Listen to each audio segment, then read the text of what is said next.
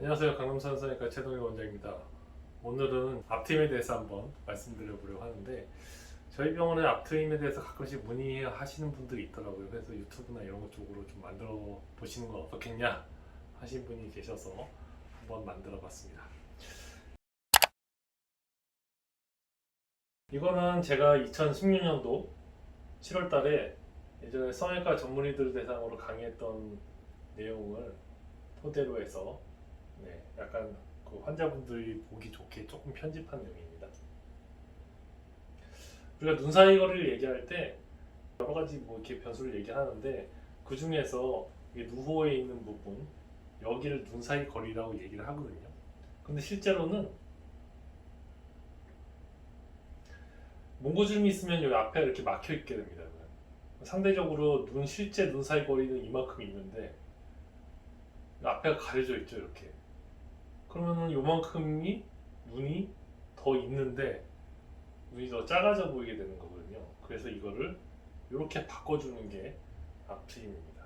그래서 우리나라 뭐 평균 수치 얘기하는데 실제로 평균 수치가 중요하진 않거든요. 왜냐면은 얼굴이 엄청 큰 사람도 있고 얼굴이 작은 사람들도 있기 때문에, 실제로 눈이 엄청 큰 사람은 눈 사이 거리가 실제로는 상대적으로 얼굴이 작은 사람에 비해서 멀 수는 있지만, 근데 비율로 따졌을 때는 가까워 보일 수도 있는 거거든요. 그러니까 그건 꼭 상대적인 수치니까 수치 자체가 중요하지 않습니다. 이건 조금 징그러울 수 있는데, 요거는 이제 시체 해부한 모습인데, 우리가 몽고줌이 없는 사람들은 여기가 아무것도 없는데 몽고줌이 있는 사람은 이렇게 근육이 있다는 내용입니다.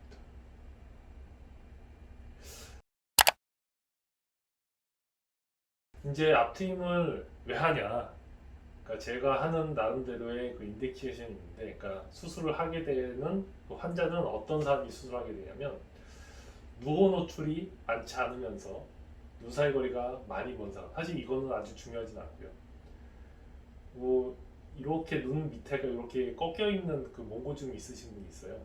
이런 분들은 좀 하는 것이 좀 더 이쁘다고 생각하는데, 사실 이게 제일 중요한데, 쌍꺼풀을 만들 때 몽고주름이 있어서 앞부분에 이렇게 주름이 생기는 경우, 그러니까 이런 경우에는 쌍꺼풀이 풀리는 요인이 되기도 하고 모양이 잘 이쁘지 않기 때문에, 보통 저는 특히 이런 사람들 같은 경우는 인아웃을 원하는 경우가 많거든요. 만약에 이렇게 몽고주름 있을 때는 이렇게 안으로 집어넣으면 상관이 없는데, 그게 아니라 라인을 바깥으로 뺄 때는 여기가 이렇게 끝에가 꺾여 보이기 때문에 그 부분은 앞에를 터서 인아웃 느낌으로 바꿔주는 것이 훨씬 모양이 좋습니다. 보면 서양 사람들은 몽고주름이 전혀 없거든요. 이렇게. 그런데 우리나라 사람을 과연 또 이렇게 하면은 괜찮은가? 또 그러지도 않습니다. 예를 들어서 이 환자는 제가 했던 케이스는 아니고, 제가 이전에 다른 병원에 근무했을 때 다른 원장이 이 환자를 이렇게 수술했습니다. 그런데 앞에가 누호가 많이 노출이 되어 보이죠. 그러면 이건 시원하다는 평가보다는 조금 더 이게 어색한 눈이 되기 때문에 오히려 저한테 의뢰가 와서 제가 닫아줬어요. 이게 낫죠.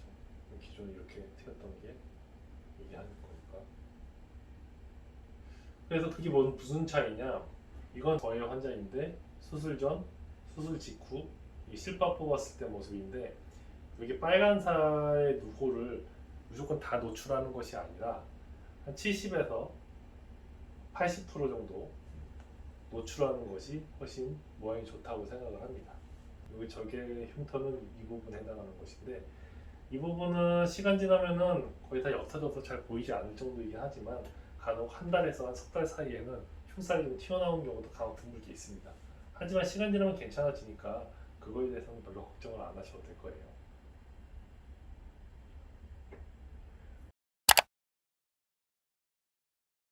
우리 그 누호, 여기 앞에 있는 빨간 살이 보이는 모양은 세 가지 타입이 있습니다. 이런 식으로 삼각형 모양, 둥근 모양, 매발톱처럼 매부리처럼 이렇게 생긴 사람이 있는데, 사실 우리나라 사람들은 한 절반 이상은 요거기 때문에 그냥 앞에 터서 모양을 이쁘게 내주면 괜찮은데, 이 10%에 해당하는 사람, 10명 중에 1명에선 이런 모양이 있는데, 이런 모양은 틀 때 아주 조심하게 터야 되거나 아니 많이 트면 안 됩니다. 또 마찬가지로 매 부리 모양은 오히려 안 트는 게 더 나을 때도 있기 때문에, 특히 이 두 가지 타입은 굉장히 주의해야 될 모습입니다.